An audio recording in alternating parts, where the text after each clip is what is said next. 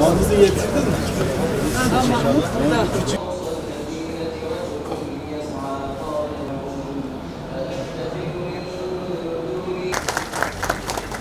Evet, bizler de hem Yeşilyurt Belediye Başkanımıza, başkanlarıma, belediye başkanlarıma teşekkür ediyorum. Hem seçim var, güzel ilçemizin ve güzel mahallemize böyle güzel bir eseri kazandırdıkları için kendilerine teşekkür ediyorum.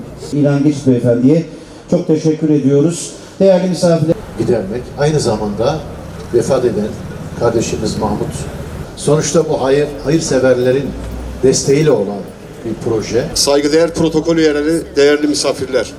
Merhum abimiz Mahmut Boynukara'nın aziz hatırasını yaşatmak amacıyla hayata geçirdiğimiz taziye evinin açılışında bir araya gelmiş olmanın mutluluğunu ve heyecanını yaşıyorum. Bize bıraktığı ahlaki mirasla yolumuzu aydınlatan, bizlere doğruluk, dürüstlük, çalışkanlık ve insan sevgisiyle yetiştiren kıymetli büyüğümüz, abimiz, kardeşimiz merhum Mahmut Boynukara'yı rahmetle, minnetle anıyorum. Bu eserin hayata geçmesinde emeği geçen, başta Yeşilyurt Belediye Başkanımız olmak üzere ailemizin değerli büyüğü Adnan abime ve ayrıyeten destek veren herkese tekrar teşekkür ediyorum. Rabbim bizler hayırlı işlerde buluşturmayı, milletimize güzel hizmetler sunmayı nasip etsin. Bu taziye evinin ilçemize, milletimize hayırlı olmasını diliyorum. Katılımlarınız, dualarınız, desteğiniz için hepinize ayrı şükranlarımı sunuyorum. Teşekkür ediyorum. Biz 31 Mart öncesi seçim satım ayında dolaşırken Büyükşehir Belediye Başkanımızla, Battalgazi Belediye Başkanımızla, yer vekillerimizle birlikte bunu sahada hep dillendirdik. Artık Malatya'ya yakışmayan bu çadır uygulamasına son vereceğiz dedik. Kıymetli Hazirun, bölgemizdeki illerde bu konuda ne yazık ki bizden önce bazı adımlar atıldı. Örnek taziye evleri yapıldı.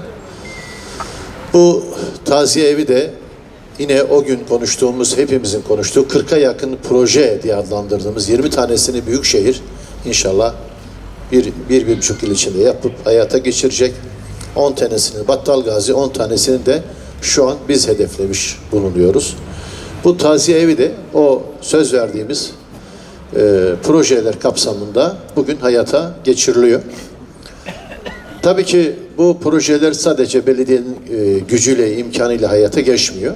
Sonuçta bu hayırseverlerin desteğiyle olan bir proje. Bu proje bugün işte Adnan Boynukara, demin de ismi telaffuz edildi.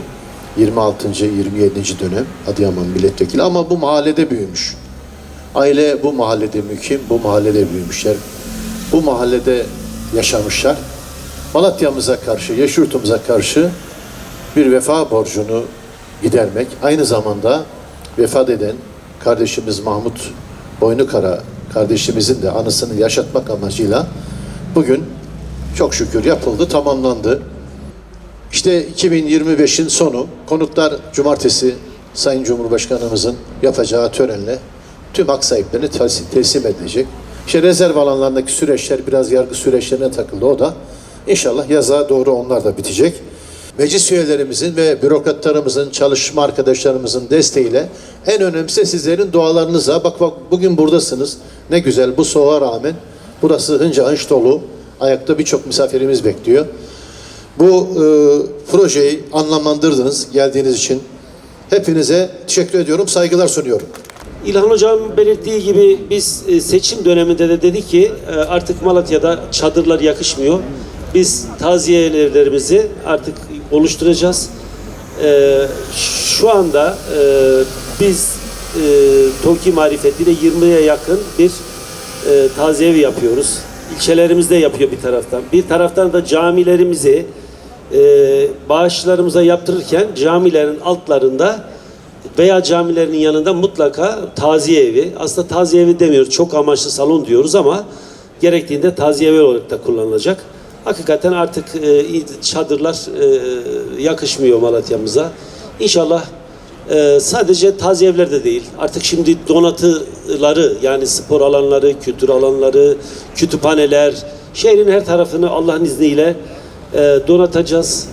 Ben tekraren hepinizi bu programa katıldığınız için, bu duyarlılığı gösterip buralara teşriflerinizden dolayı hepinize ayrı ayrı teşekkür ediyorum. Allah'a emanet olun diyorum. 25 ve 26. dönem birlikte çalıştığımız, gençliğinden beri tanıdığım ve arkadaşım olan Adnan kardeşime ve ailesine canı gönülden teşekkür ediyorum. Bismillah. Ya Allah, Bismillah.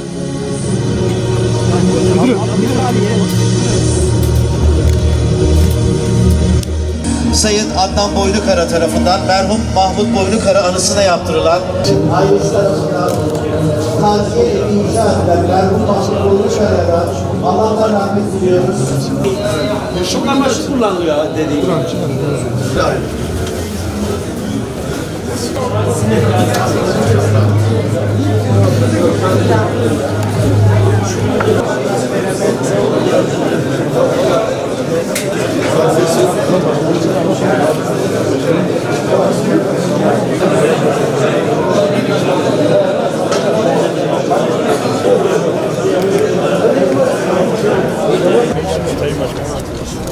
Tebrik ediyoruz tekrar. Başkanım ayaklarınıza sağlık.